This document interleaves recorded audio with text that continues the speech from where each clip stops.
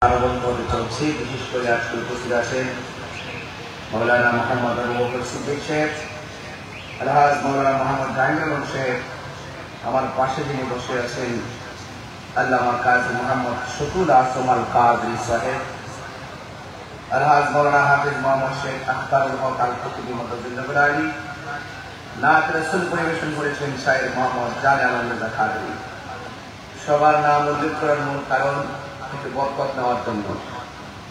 আলেমদের প্রতি, মুহাক্কিক আলেমদের প্রতি শ্রদ্ধা নিবেদন করা, তাদের দোয়া নেওয়া, এটা নিতান্তই সৌভাগ্যের ব্যাপার। আজকে বেতাকের মানুষ অত্যন্ত সৌভাগ্যবান। আল্লামা শাহ আব্দুল মালিক মহিউদ্দিন আজমি রহমতুল্লাহ আলাইহি, আমি যাই নাকি ওনার রূহানি নজর যদি আজকে আমাদের দিকে ধাবিত হয়, আমাদের মুর্দা কলব জিন্দা হয়ে যাবে। ঠিক কিনা বলেন? আজকের এই বরকতপূর্ণ মাহফিলে আমি আসতে পেরে নিজেকে খুব গর্ববোধ মনে করছি। আপনারা জানেন এখানে একটি মাদ্রাসা আছে। এই মাদ্রাসায় অনেক ছাত্র আছে। এই ছাত্রগুলো আমাদের জন্য ঈমানের ফৌজ। কথা বলেন ঠিক কিনা?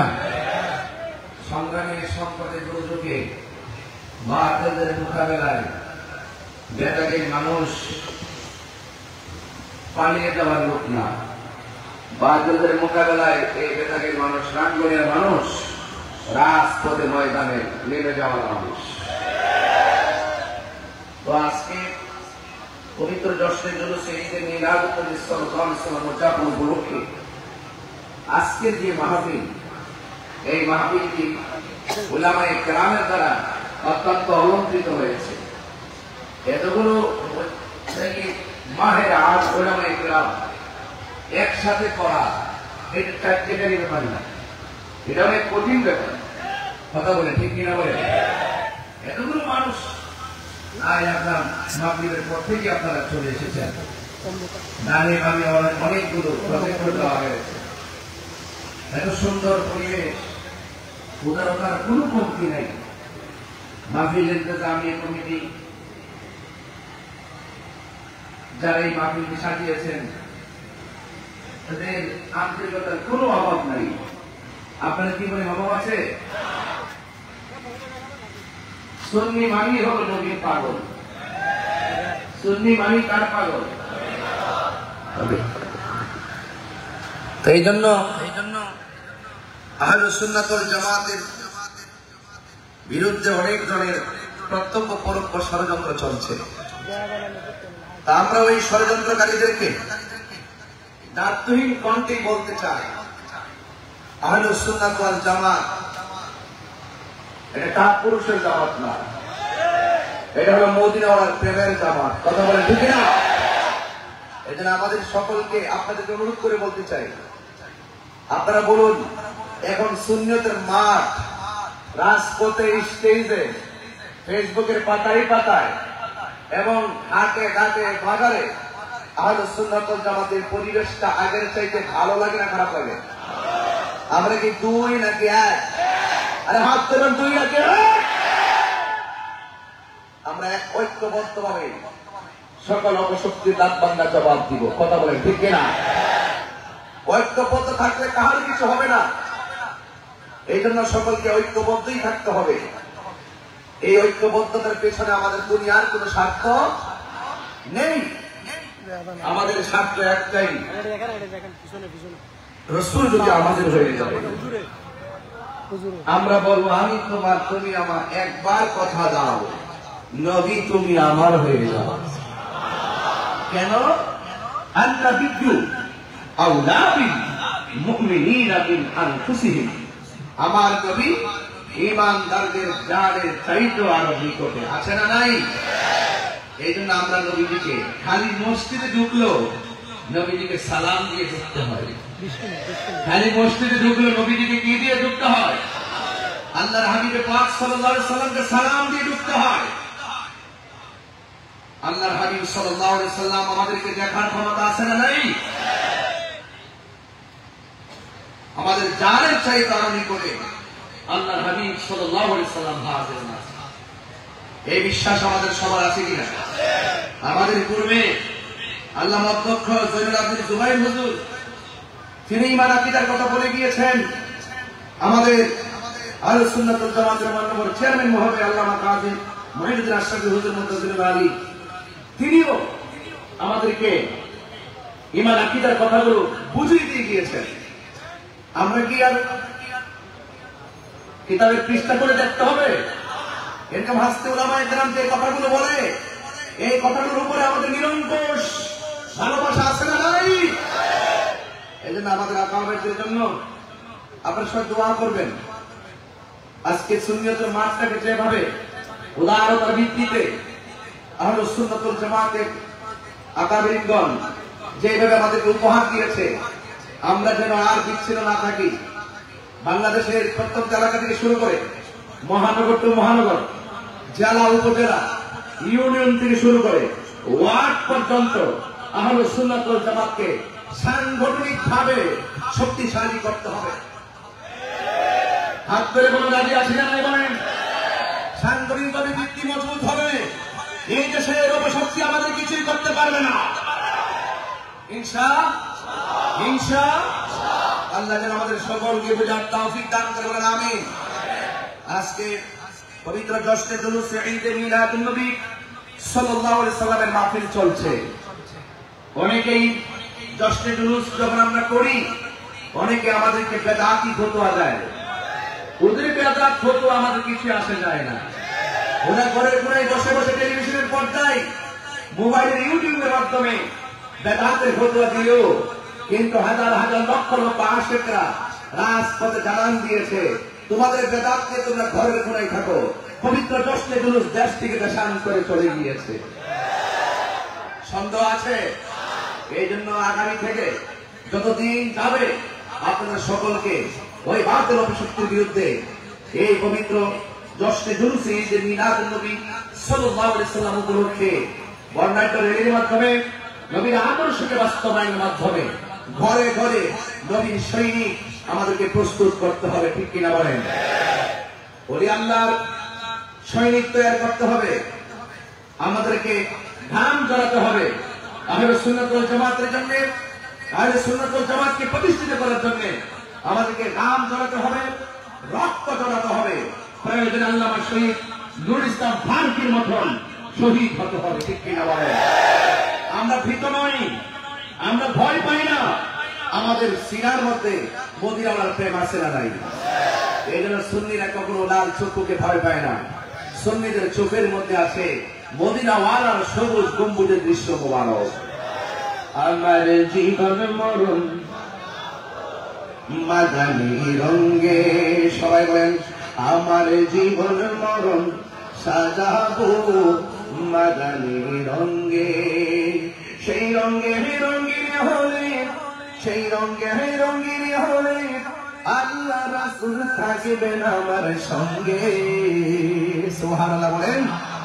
আমার জীবন মরণ সাজাবো মাদানী রঙে। আল্লাহুম্মা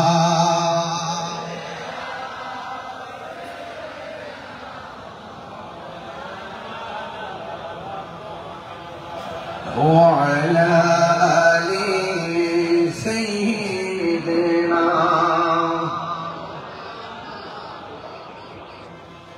কে না দিনী পৌঁছবের কাজে নিজেকে দিয়াছ বিয়ে, তাই ফেরি কাফেরেরা ছিল না আরো দুষ্ট ছেলেদের পিছু দিল লেলিয়ে। পাথরের আঘাতে ক্ষত বিক্ষত তারা শরীর থেকে রক্ত ঝরে। হে রাসূল তোমাকে ভুলি আমি কেমন করে। আল্লাহুম্মা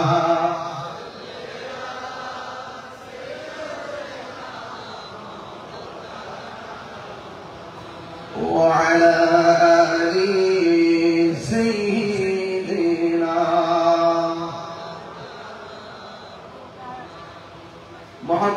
আলহামদুলিল্লাহ। একের পরে আল্লাহর ওলিগণ আমাদের মাঝে আসতেছেন, মারহাবা বলেন না কেন? আমরা ওনাদের কাছ থেকে নেটওয়ার্ক নিব। কোথাকার নেটওয়ার্ক? মদিনাওয়ালার প্রেমের নেটওয়ার্ক। আমরা আমাদের কাছ থেকে খুশবু নিব। কার খুশবু? মদিনাওয়ালার মহব্বতের খুশবু। চিৎকার মেরে বলেন সুবহানাল্লাহ। আজকে দেখেছেন সারা বাংলাদেশে উলামায়ে কেরাম, চট্টগ্রাম প্রেস ক্লাবে, ঢাকা প্রেস ক্লাব সহ বিভিন্ন জেলা উপজেলায় সুন্নি উলামায়ে কেরামদের বিরুদ্ধে যারা মিথ্যা মামলা এবং ষড়যন্ত্রমূলক মামলা দিয়েছেন তারা প্রতিবাদ করেছেন এবং ঢাকার হাইকোর্ট মাজার প্রাঙ্গণে খালেদা শরফুদ্দীন চিশতি রহমতুল্লাহ মাজারকে যারা স্থানান্তরিত করার চেষ্টা করছে, চক্রান্ত করছে, তাদের বিরুদ্ধে প্রতিবাদ হয়েছে। আমি আমার পক্ষ থেকে আজকে সারাদিন রাজপথে যারা মাথার ঘাম পায়ে ফেলে আজকে নৈতিক দাবি আদায়ের লক্ষ্যে অপশক্তির বিরুদ্ধে যারা প্রতিবাদ করেছেন, আমার অন্তঃস্থল থেকে সেই রাজপথের নির্ভীক যোদ্ধাদেরকে আমার পক্ষ থেকে আন্তরিক ধন্যবাদ জ্ঞাপন করছি এবং আশা করব ইনশাআল্লাহ আগামী আহলুস সুন্নাহ ওয়াল জামাতের যেই কোনো কর্মসূচি যদি আসে আমরা রাজপথে এভাবেই আমরা আন্দোলনে ঝাঁপিয়ে পড়ব, ঠিক কিনা বলেন? ইনশাআল্লাহ কিছুদিনের মধ্যেই আমাদের কেন্দ্রীয় আহলুস সুন্নাহ ওয়াল জামাতের কেন্দ্রীয় কমিটি সারা বাংলাদেশে ইনশাআল্লাহ ছড়িয়ে দেওয়া হবে। কেন্দ্রীয় কমিটির মাধ্যমে ইনশাআল্লাহ জেলা উপজেলায় পর্যন্ত আমরা কমিটিগুলো ছড়িয়ে দিতে পারলেই ইনশাআল্লাহ আহলুস সুন্নাহ ওয়াল জামাতের যে সুমহান ঐক্যের স্বপ্ন ছিল সেই ঐক্যের স্বপ্নের প্রতিফলন ঘটবে, কথা বলেন ঠিক কিনা? এছাড়া সকল বাংলাদেশের যত পীর মাশায়েখের দরবার আছে সকল দরবারগুলোকে ইনশাআল্লাহ আমরা আরেকটি দরবার কেন্দ্রিক ছুটের মাধ্যমে আরেকটি পাওয়ারফুল আধ্যাত্মিক প্ল্যাটফর্ম আমরা তৈরি করবো, ঠিক কিনা বলেন? আহলুস সুন্নাহ ওয়াল জামাত একটি আধ্যাত্মিক ও রাজনৈতিক স্পেশাল প্ল্যাটফর্ম হিসাবে এই দেশের রাজনীতি নিয়ে তারা কথা বলবেন, অরাজনৈতিক দল হিসাবেও এই দেশের সম্প্রীতির জন্য তারা কথা বলবেন, অরাজনৈতিক হওয়া সত্ত্বেও এই দেশের সার্বভৌমত্ব সুরক্ষায় কথা বলবেন, অরাজনৈতিক হওয়া সত্ত্বেও এই দেশের সম্প্রীতি বান্ধব হয়ে কথা বলবেন। কারণ এই পৃথিবীর মধ্যে, এই বাংলাদেশের মধ্যে স্বাধীনতা 53 বছরের পরেও আমরা বোঝাতে সক্ষম হয়েছি যত ইসলামী দল মুখে দাবি করুক না কেন এই দেশে একমাত্র শান্তিপ্রিয় দল হলো আহলুস সুন্নাহ ওয়াল জামাত।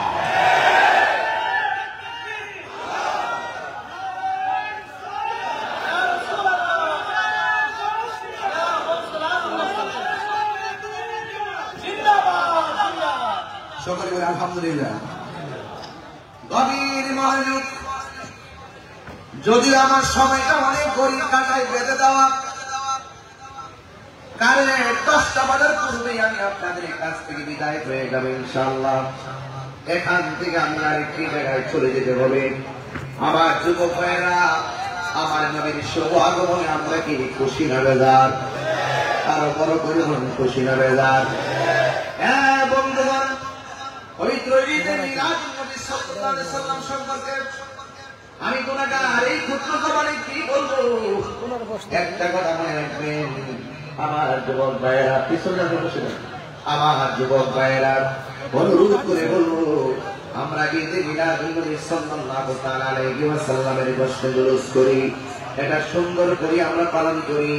কিন্তু যারা মসজিদে বসে বসে ফতোয়া দেয়, যারা জাতীয় ইমাম হওয়ার পরও মসজিদের মেহরাবের মধ্যে বসে বসে ফতোয়া দেয়, দুই ঈদ মিলে কোনো ঈদ নাই, আমি বলবো ওই মসজিদের ইমাম সাহেবকে একটু গবেষণা করার দরকার, কথা বলেন ঠিক কিনা?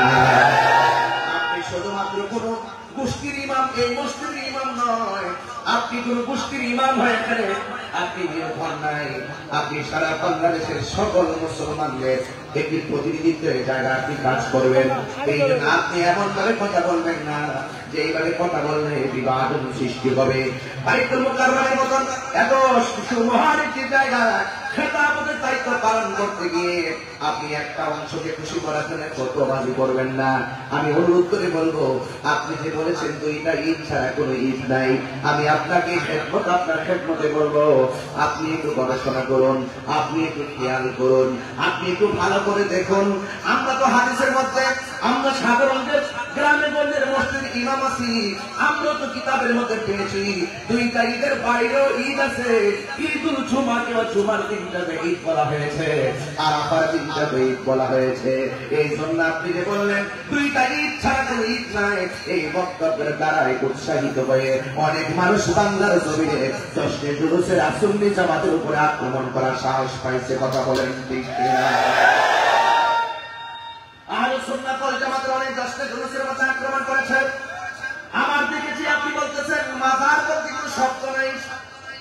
মাজার বলতে আপনি কি বুঝাইছেন আমি বুঝলাম না।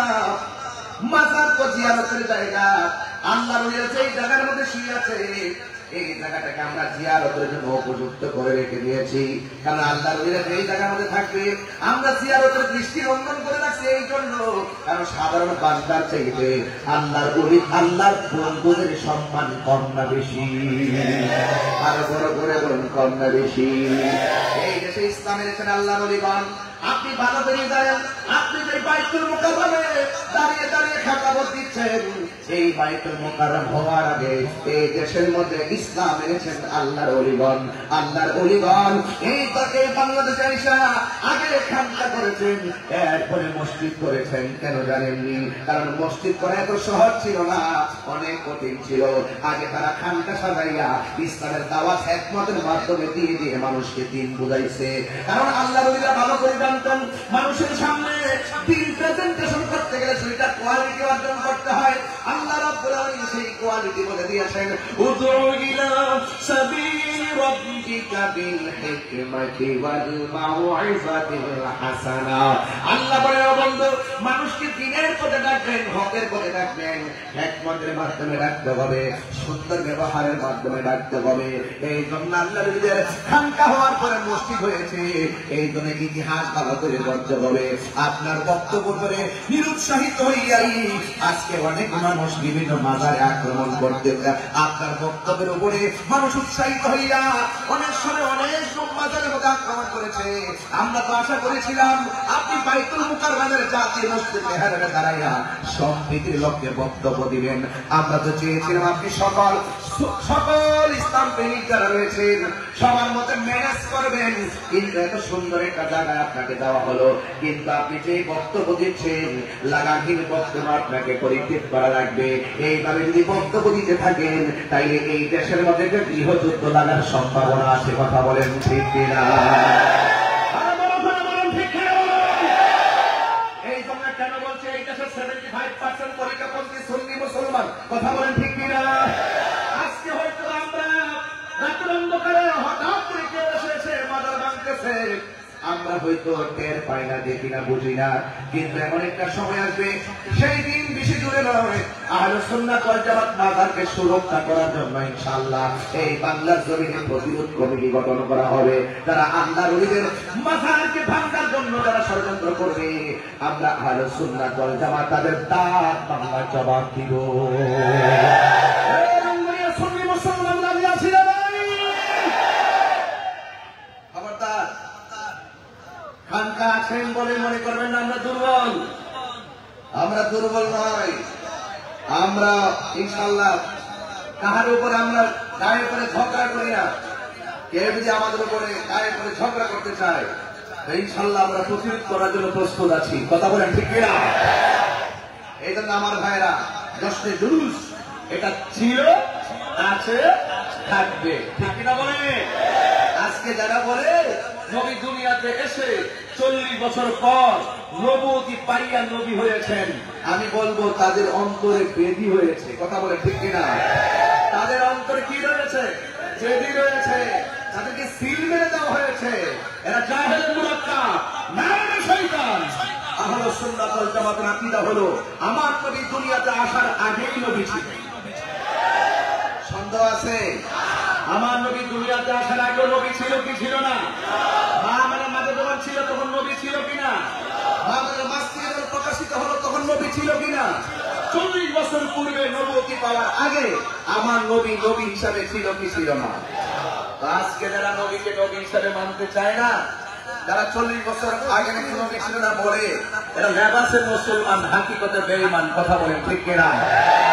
এদের সাথে আহলে সুন্নাত ওয়াল জামাতের কোনো সম্পর্ক আছে? সম্পর্ক নাই। আল্লাহ রাব্বুল আলামিন কোরআন কারীমের মধ্যে সুন্দর করে বলে দিয়েছেন, নিয়ামত পেয়ে আনন্দ করো, অনুগ্রহ পেয়ে আনন্দ করো। আপনারা জবান খুলে বলুন, আমার নবীকে রহমত, তাতে কোনো সন্দেহ আছে? আরো বড় করে সন্দেহ আছে? ওয়ামা আরসালনাকা ইল্লা রাহমাতাল লিল